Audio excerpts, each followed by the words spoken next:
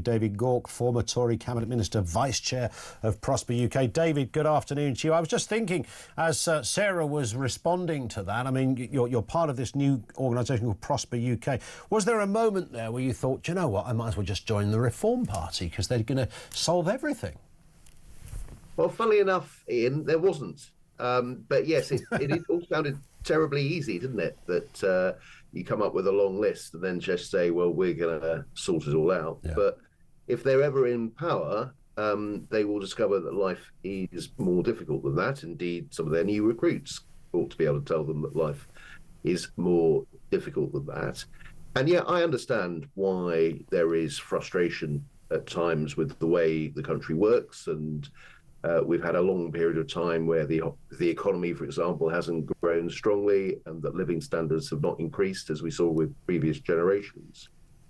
We have to find solutions, and those solutions have to be based in the real world, and we've got to try and find ways of solving those problems, not just exploiting them. I mean, I get the sense that the sort of narrative that's out there, which is the area that Reform are doing rather well on, and of course it's very easy to be in opposition. It's even easier to be in opposition when you're a new party. There's no history of you there being in government, so you can't be blamed for anything. I think, you know, I'd like to think the people running Reform are aware of that, but they're obviously going to make the most of that situation. But in a abridged version is that everything you've just said is true. But their point is that's the bit that needs fixing. You said it's, you know, almost once you get into office, and I've spoken to so many former ministers over the years who said, oh, my goodness, I went into that department with a big old list and, you know, I was only there half an hour and the permanent secretary said, stick it in the shredder because you can't do any of that. Their argument seems to be, well, that's the problem. There is a sort of a pervasive groupthink that happens behind the scenes. There is a status quo that is retained, no matter how maddening or illogical it might be. It's the systems that need changing in order to be able to implement new policies. I think there is something in the point that it's hard to get stuff done in this country. Interestingly, in our launch yesterday of Prosper UK, which you mentioned, Rupert Soames, who's the former chair of the CBI, was there. And he made the point that sometimes our government system can be sclerotic. It's really hard to get things done. I hope one of the things that we'll look at is ways in which we can improve that. But what helps to get things done is really understanding the issues, recognizing the trade-offs, understanding that you'll have several objectives and you can't always achieve all of them at the same time. As I say, getting across all of that detail, real persistence, commitment, hard work, doing some of the duller things that have to be done. And that's how you get stuff done in government. And what Reform provides is easy answers and sort of big speeches, and they've got a very charismatic leader who, you know, can connect. I appreciate all of that. But the qualities to solve problems are very different from what we're getting from Reform, which is to just come in with a long list of isn't everything terrible and it's time we sorted it all out. And if things aren't happening, it's all the fault of, you know, one small group of people and it's the liberal elite and what have you. It's just not facing up to the reality. And I think the British people understand that life is more complicated than that. And what politics has to be is practical and pragmatic. And yeah, the demand to get stuff done is entirely legitimate. And are there things we need to fix in this country? Yes, absolutely. And, you know, it's not about a kind of complacent status quo point, but it is also having to understand what it takes to get things done. And it's not the sort of saloon bar wisdom that we get from Nigel Farage and his colleagues. If you take an obvious example, the channel crossings, the boats. Now, of course, it's not the biggest part of the immigration pie chart, but it's arguably the most visual part. The optics are there for everybody to see on a daily basis, and it's understandable that if you live in an area where, you know, a hotel has suddenly got 600 23-year-old men move into your postcode, you might just have the hump about that. Either way, every Home Secretary, I remember Sajid Javid standing there in Dover saying, you know, this is a crisis, we're going to solve this crisis, and then every Home Secretary afterwards, including Suella Braverman, of course, who's just jumped ship, saying, you know, we're going to get this thing sorted out, and nothing ever gets sorted out. Now, Reform's point is we will sort that out in that kind of Trumpian way. I'm pretty sure you're not a mad fan of Donald Trump, but you can imagine this situation with channel crossings simply wouldn't be happening if Trump was running the show. I don't say that to blow smoke up his trouser leg, but it's the approach to politics. And we've sort of had this, I often describe it, David, as a kind of clinical press release that ministers read out, written by a spad in the back room. It all sounds very sensible. And what you really want is Yvette Cooper or Shabana Mahmood to stand there at the dispatch box and get really bloody angry about this and say, this is going to stop. It's that we don't hear, and it's that Reform are going to bring to the party. So a couple of points on that. First of all, yes, absolutely. It's not acceptable for a country to have tens of thousands of people coming here in small boats illegally, breaking down the system. That does have to be addressed. The question is then, how do you address it? And also about being honest about some of the challenges here. So there have been too many broken promises on the small boats because people have said, I've got a solution, I'll solve it. And then they haven't. So let's realistically work out what is the best way to deal with this. Some of it involves things like persuading other countries to cooperate with us more.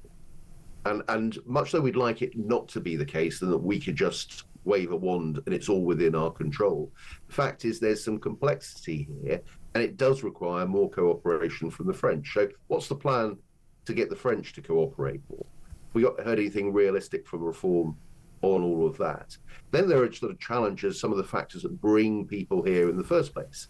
It's quite easy to find work in the hidden economy in the UK. Well, what's the plan to try to address that?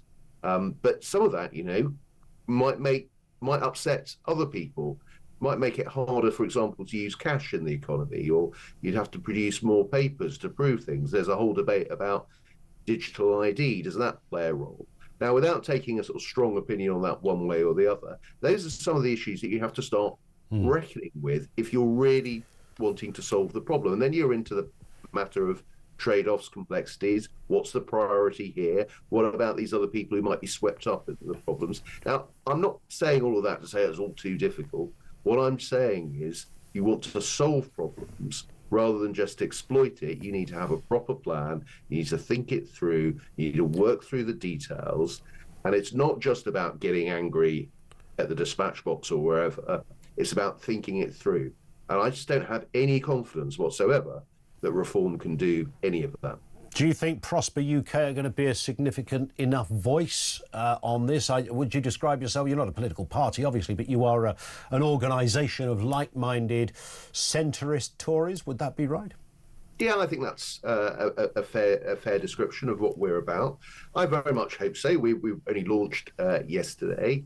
We want to have an influence on our politics overall. We want to have an influence on the Conservative Party. We do think there is space there for a political party of the centre-right that appeals to centre-right and centrist voters, that is about solving problems, is about focusing in particular on our prosperity, on our economy, getting that growing, solving some of the problems.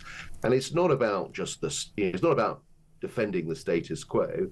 It's recognising that there are solutions here. It requires a lot of hard work. It requires, taking some quite tough decisions to do that. Sometimes you'll have to upset people if you want to focus on growth rather than anything else. But we think that's the most important thing for the country. And I very much hope that the Conservative Party will listen, and more generally the public will listen, and that people who share that view will visit our website at www.prosperuk.com, sign up as supporters, and we can demonstrate that there is a body of opinion there that wants that pragmatic, practical, problem-solving type of politics. Let me just briefly, and a final point, if you wouldn't mind, David, I'm going to read you this message that came in from Ed in Hampshire. Strap yourself in for this, because his words are not always kind, but, you were at St Edmund's Hall. Your skin is thick, so you're fine. Yeah. Here we go. Ed in Hampshire says, why are you interviewing Gauke? He's nothing but a woke Ramona, illiberal, anti-democrat. He was never a Conservative. How does the accused respond to that? Look, I was a Conservative Party member for 29 years before I left the party, then rejoined again a couple of years ago. I think I'm a pretty mainstream Conservative. Those who know me know that when it comes to delivering a strong economy, my My politics are very much on the right of centre. I believe in a market system. I believe in encouraging hard work and innovation. I think that's what the country really needs. I suspect that your friend Ed, I'm not going to persuade him on a few issues, but believe you me, I don't think that the left and the centre left have the answers this country needs. I do think those answers lie on the centre right, but it's not on the populist right. It's not on those people who think there's an easy answer, and if you just blame a small elite and get rid of them, everything will be fine. I think you do need those institutions. I think you do need the rule of law. All of that is crucial to delivering a strong country and protecting the liberties of the British people. David, on that point, thank you for your time. Really appreciate that. David Gauke, former MP, former Tory cabinet minister, and now vice chair of Prosper UK.